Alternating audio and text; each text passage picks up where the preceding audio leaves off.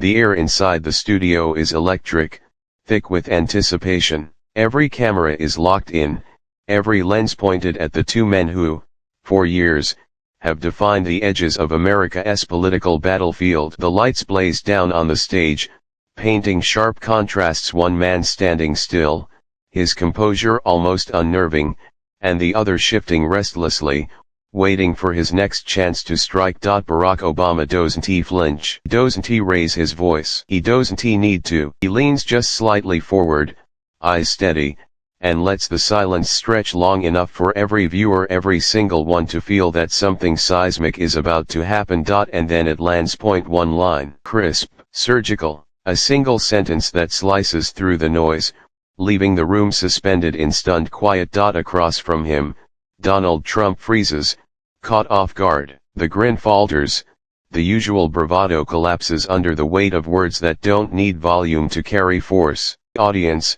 the moderators, even the production crew, everyone knows they've just witnessed the moment. The kind of moment that ricochets through history, looping endlessly across feeds, destined for millions of screens before the night is over. In living rooms across America, jaws drop. Text threads light up. Social media, seconds later, is chaos. Clips explode across timelines. One comment floods the trending page again and again. Did Obama really just say that? But here, in this studio, the quiet is deafening. The look on Trump's face says everything: disbelief, anger, and something else, something close to fear. The line wasn't loud. It didn't need to be. And yet, to truly understand the power of that single, devastating moment, we need to rewind. Hours before the cameras rolled, the entire nation felt like it was holding its breath. Cable networks flashed countdown clocks in bold red, hyping it as the debate of the decade. Headlines screamed across every platform: Obama versus Trump live. Anchors leaned into the drama, promising fireworks, history, and the kind of political theater no one would dare to miss. America was split right down the middle. On one side, the faithful people who saw Trump as the unfiltered voice of their frustration. On the other, millions who believed in Obama's steady hand, his quiet strength, and his uncanny ability to command a room without raising his voice. Social media was already on fire. Twitter threads speculated what would happen when the two finally shared a stage. TikTok loops dissected old clips of their past jabs. Memes flew like sparks, some mocking, some reverent, and hashtags like Obama vs Trump and Debate Night Showdown trended worldwide before a single camera went live. Producers whispered in earpieces as crews adjusted microphones and tested lighting. Every major news outlet had deployed their A-teams, desperate to capture the perfect angle, the perfect reaction. In living rooms, bars, and college dorms, friends gathered around glowing screens, their voices buzzing with the same question: who's going to land the first blow? What made this night different wasn't just the spectacle. It was the sense that this wasn't another headline, another exchange of words that would be forgotten in a week. This was personal. Years of tension, jabs, and viral sound bites had built to this exact moment. Two men standing on opposite ends of America's divided soul, ready to make history. Every second that ticked closer to airtime made the atmosphere more electric, more charged. For some, it was hope that the calm, collected voice of reason would once again rise above the noise. For others, it was adrenaline, the thrill of watching a showman go off script in real time. And as the clock ticked closer to airtime, the tension between these two men was about to explode. Donald Trump didn't just step into the spotlight, he built it around himself. For decades, he thrived on attention, fueled by the belief that volume equaled power. From the gold-plated towers in Manhattan to the sound stages of reality television, Trump mastered the art of making himself impossible to ignore. Every insult, every outburst, every outlandish claim, it was all part of the brand. He mocked his opponents, belittled reporters, and turned press conferences into performance art. It didn't matter if the facts lined up. What mattered was the spectacle, the chaos that kept his name in every headline and his face on every screen. By the time he stepped into politics, the pattern was clear: dominate the conversation, attack relentlessly, and never, ever back down. His rallies became carnivals of controversy, complete with chants that echoed through arenas and headlines that exploded across the internet. The formula was simple: say what no one else would, take the backlash, and spin it into dominance. And for years, it worked. Every criticism fed the machine. Every scandal seemed to make him louder, bigger, untouchable. To his supporters, he was a fighter, a disruptor, a man who said what they wished they could. To his critics, he was chaos incarnate, a showman with no script, no shame, and no breaks. But behind the bluster was a pattern, the same one that had carried him through boardrooms, courtrooms, and campaign rallies. Loudness over logic. Shock over substance. And in an era where attention was currency, no one could spend it faster. By the night of the broadcast, Trump wasn't just confident, he was certain. Certain that the stage was his. Certain that no one, not even Barack Obama, could outshine him when the cameras were rolling. What he didn't know, what he couldn't know, was that his favorite stage, the one that had elevated him for years, was about to turn against him. Barack Obama's story was never about noise, it was about quiet persistence, about choosing substance over spectacle in a world that rewarded the opposite. He was born far from the bright lights of Washington or the gold towers of Manhattan. Hawaii. A boy raised by a single mother and grandparents, in a world where dreams felt distant but never impossible. In those early years, there was no entitlement, no guarantees, only the quiet belief that education, hard work, and empathy could build a different kind of future. That belief carried him to the south side of Chicago, where he walked streets most politicians never dared to see. He sat in church basements and living rooms, listening more than he spoke, understanding that leadership wasn't about volume, it was about connection. About hearing the pain in people's stories and finding ways to turn that pain into purpose. By the time the country met him, they already knew there was something different about Barack Obama. The cadence of his voice. The sharpness of his mind. The way he could walk into a room filled with tension and leave it filled with hope. And then came the moments that defined him. That speech in 2004, when he spoke of a country not of red states or blue states, but the United States. That night in Grant Park in 2008, when he told a nation aching for change, yes, we can. And in the darkest days of his presidency, Charleston, Sandy Hook, Ferguson, when grief threatened to fracture the country, his words, steady and measured, held the pieces together, if only for a moment. Calm under pressure wasn't just a trait. It was his strategy. When the cameras swiveled, when critics sharpened their knives, Obama stayed still. Deliberate. Calculated. He didn't need to shout to be heard, his power came from the silence between his words, from the precision with which he chose them. And perhaps that's why, heading into that live broadcast, there was no nervous energy, no rush of adrenaline.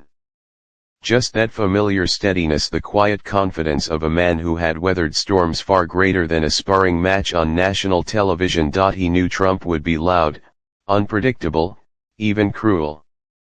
He'd seen it before, endured it before.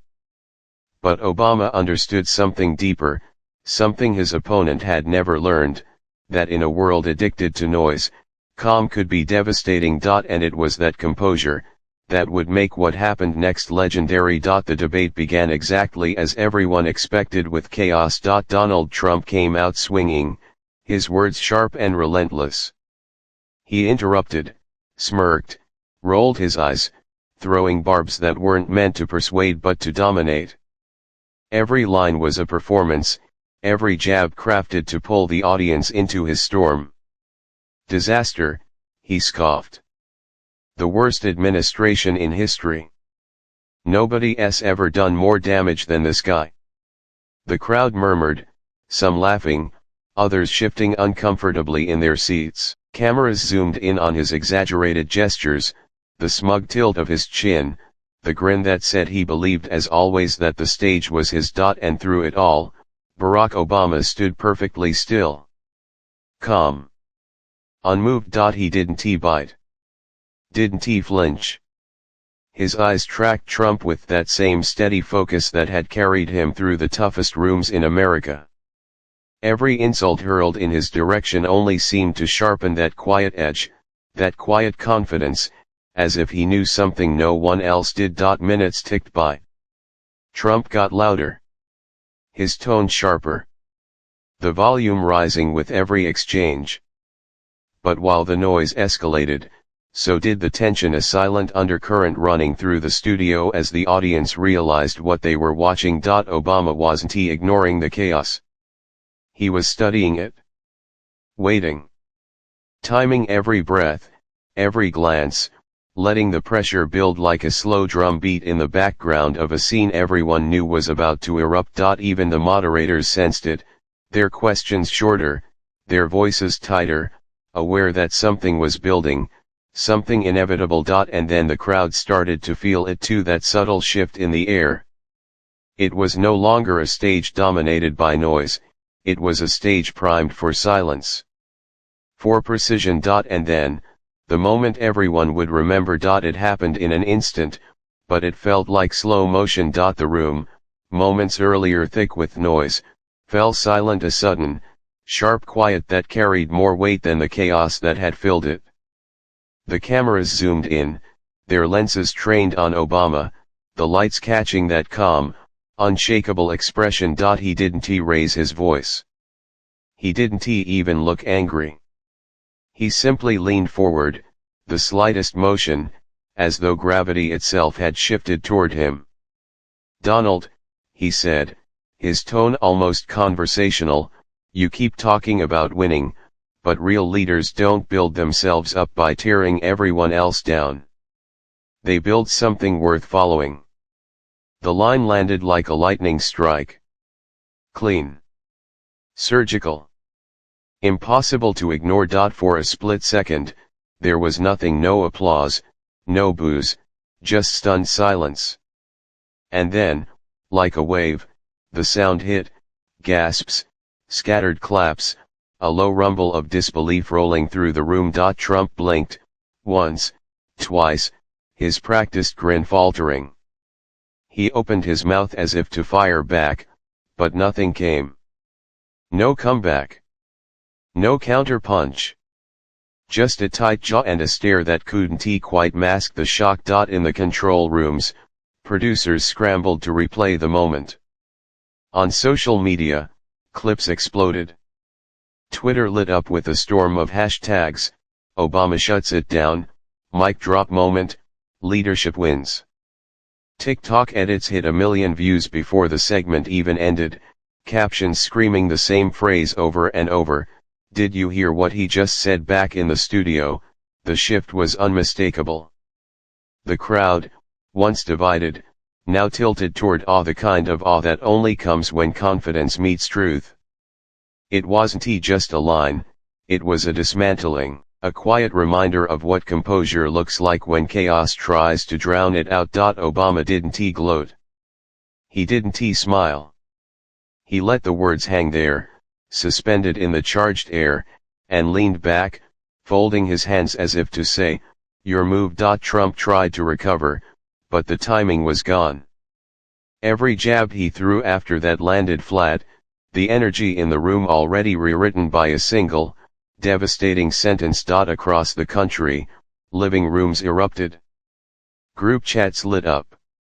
Clips replayed on loop as millions watched, rewound, and watched again. Even cable news anchors, trained to stay neutral, couldn't hide their reactions, arched brows, sharp exhales, half smiles caught on live broadcasts. It wasn't just that Obama had countered Trump. It was how he did it with precision, restraint, and the kind of quiet authority that couldn't be shaken. And as the segment rolled on, everyone watching knew it. They had just witnessed a moment that would live far beyond this night, far beyond this broadcast. But the aftermath, no one could have predicted how far the shockwaves would reach. Within seconds, the moment was everywhere. The clip hit Twitter first, a grainy, screen-recorded snippet posted by someone in the studio audience. 10 seconds later, it had thousands of retweets. Within a minute, it was trending worldwide. By the 5-minute mark, hashtags like Obama shuts it down, mic drop moment, and leadership wins were etched into the top of every platform. TikTok caught fire next. Creators turned the moment into instant remixes. The lines synced over dramatic music, slowed down for emphasis, cut into rapid-fire edits with captions screaming, "This is how you end an argument." Some stitched it with old footage of Obama walking away from the podium with that famous half-smile, the perfect visual to pair with the takedown. By midnight, memes were everywhere. Side-by-side shots of Trump's stunned face and Obama's calm stare became the new template for victory posts. Reddit threads dissected the exact tone, the pacing, the way Obama's voice never cracked. Even people who hadn't tuned in live were now in on the moment, sharing, posting, adding their voices to the digital roar. Cable news caught up quickly. Every network ran the clip on repeat, analysts leaning into their microphones like fans reliving the greatest play in sports history. Conservative pundits called it a setup, a trap. Progressive hosts, grinning, called it a masterclass. Celebrities joined in too. Tweets poured in from actors, athletes, musicians, each one quoting the line with a single word, iconic. International leaders weighed in, some with careful diplomacy, others with open admiration. It was more than a viral moment, it was a cultural earthquake. And in homes across the country, people felt it. The collective energy of a shared experience, strangers on buses, in coffee shops, in office break rooms nodding at each other with the unspoken agreement, "Did you see it? You saw it?" It wasn't just entertainment, it was validation. For those who had grown weary of the noise, of the chaos and the endless stream of headlines, the moment felt like clarity. A reminder that calm could still cut through the storm, that dignity could still dominate a stage built for outrage. Every replay, every caption, every reaction stitched the story tighter, turning one line into a movement. And yet, beneath the laughter, the applause, and the flood of digital noise, something deeper was taking shape. Because what that moment revealed quietly, powerfully, was that this was never just about a debate. But beneath the laughter and the applause, a deeper truth was emerging. When the noise finally faded and the headlines slowed, what remained was the clarity of that moment, a reminder that in an era obsessed with volume, it's the quiet, deliberate voices that leave the deepest mark. Obama's line did more than shut down an opponent, it reframed the entire debate. In one breath, he reminded the country that leadership isn't about who shouts the loudest or who controls the room with chaos. It's about composure. It's about integrity. It's about having the strength to stay calm when every instinct says to fight fire with fire. Commentators called it strategic brilliance, but to millions watching, it felt personal. It was validation for everyone who had ever been talked over, dismissed, or underestimated.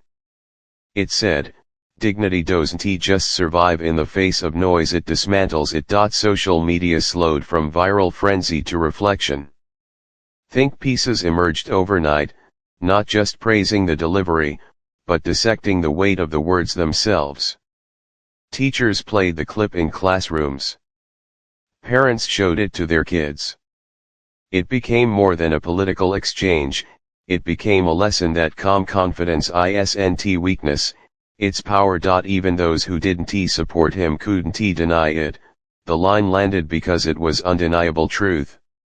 And for a brief, rare moment, the country seemed to agree on something, that respect, empathy, and intelligence still had a place on the biggest stage. Over time, the clip would be replayed not as a jab, but as a blueprint.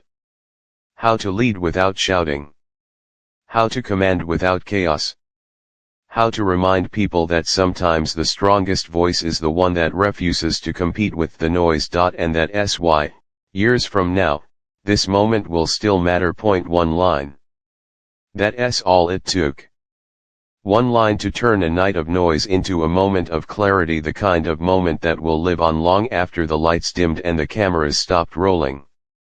Barack Obama didn't just shut down Donald Trump on live television. He reminded the world that strength doesn't have to be loud, that dignity doesn't need theatrics, and that calm, real, steady calm will always outlast chaos. For millions watching, it wasn't just politics.